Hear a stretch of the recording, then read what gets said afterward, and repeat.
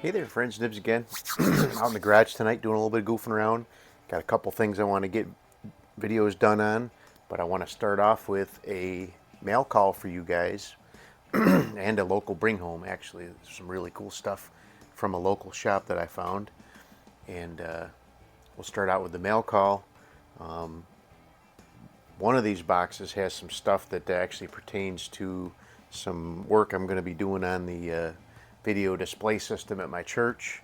And I think it has some gun, air gun related stuff in the same box. So we'll have to open that one up too.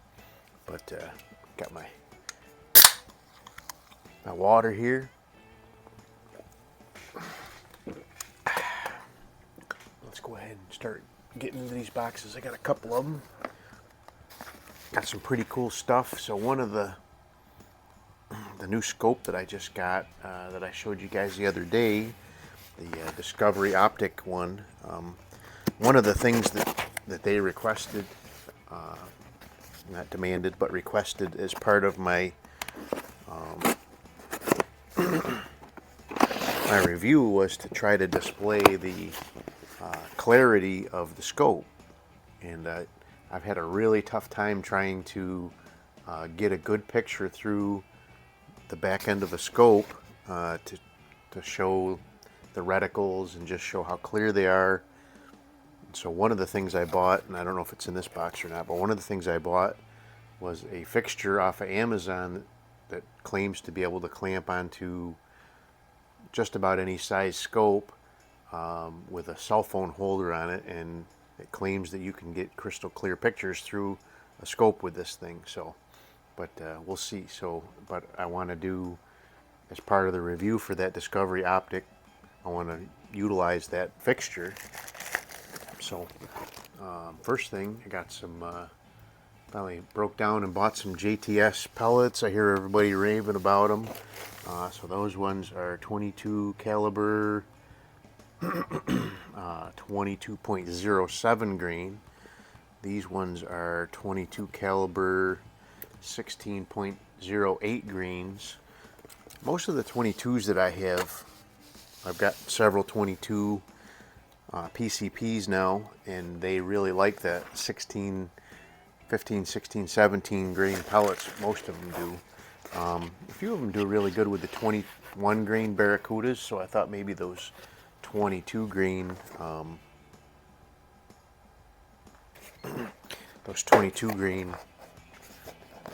JTSs might do good too, so we'll try those. So this is that that device for clamping onto a scope. Comes in a nice little bag. That's nice.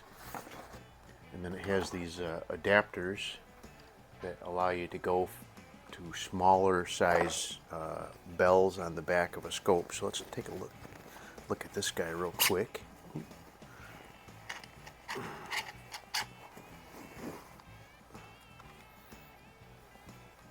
So yeah, nice machined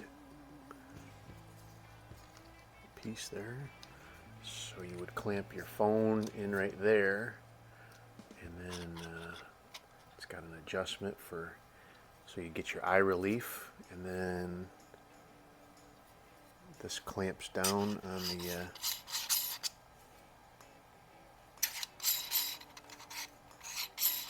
so you take this ring off and put one of these adapter rings in there, depending on the size of your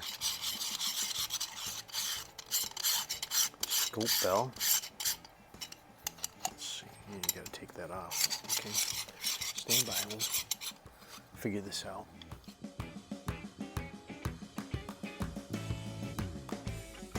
So let's see, we've got a little thin package here.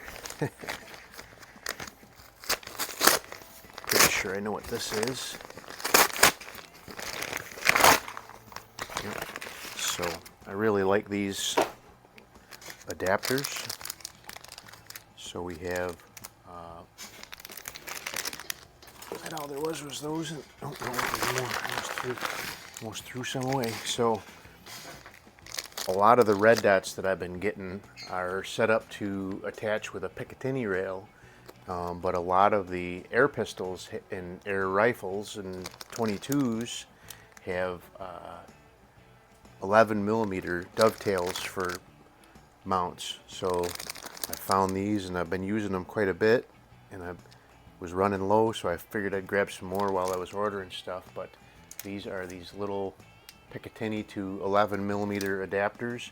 These are the shorter kind, and then they also have these, I got a couple of them, that are a little bit longer in case, so with a red dot like this one, it's got a pretty wide base. If you use one of those shorter ones, they wouldn't fit across the base far enough, but one of these wider ones gives it a lot more stability.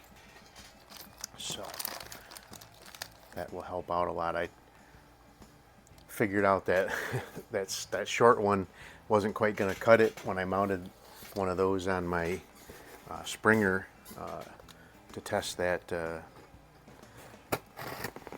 on a Springer, test one of the red dots on a Springer. So, but those little ones do work very well for, like, if you're mounting a scope and you want to use Weaver Picatinny rings. You take two of those small ones, put one in each ring, and then you can mount them right on top of a rimfire or a okay, so the only thing in here, so we've got so these are scope rings. The other stuff is stuff related to the church system that I was talking about. We've got a video system that we can display the words for the songs that we're playing, and I've got a projector so the congregation can see the words, but then I've got monitors behind the audience, so to speak, that the singers can actually look and see the words. And we needed to put another one off to one side so the drummer, who's going to be also singing, could see the words, because we have a pole that is blocking the other the other display. So we're going to split off and have another display. So I needed another cable and a video splitter, and so now when I got contacted about that Discovery Opt scope, I didn't do my research and realized that that actually came with rings. So after they told me they were going to be sending that, I actually went on Amazon and bought some nice 34 millimeter rings.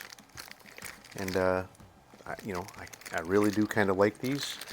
I'll have to check them out. Maybe they'll be a little bit better than the ones that came with it. They look like they might be a little bit shorter, and I'll be able to get a little bit better, get down a little bit lower, get a little better scope to bore alignment. So that is the mail call. So now the local pickup stuff, pretty cool. And I have a rifle to put this on. This is actually pretty cool. This is a Kmart brand. And I don't know who made this for Kmart. I'm sure Kmart didn't make it, but this is a nice old Japan glass 3-9 by 32 Kmart, and I have a Squires Bingham 22 Magnum that I picked up fairly recently over the winter. That I think I put just a Weaver K4 or something on it, but it'd be nice to have. So Squires Bingham was a brand that now became Armscore, and they make the Rock Island brand of firearms. But back in the 70s, 60s, 70s, they were called Squires Bingham, and they were exclusively sold, I believe, in the States by Kmart Corporation. So be nice to have this Kmart branded scope on that 22 Magnum. But the coup de grace of the video is definitely going to be this particular piece. This is, so the local shop actually got a rifle in. It was an unknown caliber, some sort of 6mm caliber, missing the bolt. And they asked me if I wanted to buy it. I said no, but I want to buy the scope. And finally, I was able to talk them into just selling me the scope. Somebody else will buy the rifle for parts probably down the road, but what we have here is actually a really cool, very obscure scope made by the Remington company back. And here's a picture from Nick Strobel's rifle scopes book. Put that up here now. This is it was only made in 1969 and 1970. Very, very uncommon. They made a 20 and a 24 power. This one is actually the 24 power, and it's very clear, very, very clear. The only issue with it is the crosshairs are broken. So I've repaired crosshairs on scopes like this before, not this particular brand, but I actually have all the materials and everything I need. I've already taken a look at it, what it needs in there. I'll probably do a video when I do it. It's going to be kind of difficult, but I will give it a try to actually do a good video with it. But this is going to be a really cool scope. And I got a couple of nice old Target 22s that I think this will go on very nicely. I'll try to get it on a Remington. That would be the most appropriate. But if I can't, I do have a couple other nice Target 22s that will go on. Originally, Remington would sell that to go with their 40X bench rest rifles, either the 22 or the centerfire version. And but they did offer it on a few other products as well, so it doesn't solely go for a 40X. So anyway, there you go. That is a pretty cool Malcol and a couple really cool bring homes. This scope here, like I said, it's got Japan glass, which is very nice, very clear, very. So those old scopes were actually pretty decent. So there you go. Hope you liked the video. Till next time, have a great day.